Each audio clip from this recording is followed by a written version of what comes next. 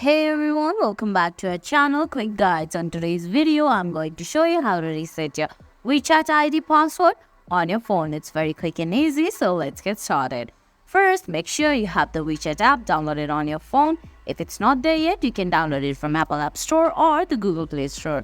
Then launch the app, and on the screen you can see there's your phone number and login via password, code, get SMS, login, etc. Below login option, there's unable to login option and more options. You have to tap on unable to login. Then it's gonna take a few seconds. And it will prompt you to a note about account recovery. Then read it and tap on I have read and accept the terms of service and select request. Once you select request, they will try to verify that you are a human. You have to follow their steps and tap on OK.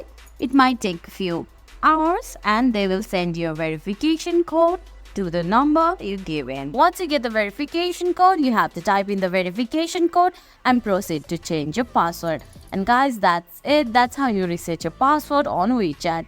I hope you found this video helpful. If you did, please give it a thumbs up, leave a comment, subscribe to our channel and hit that bell icon. See you in the next video. Thanks for watching.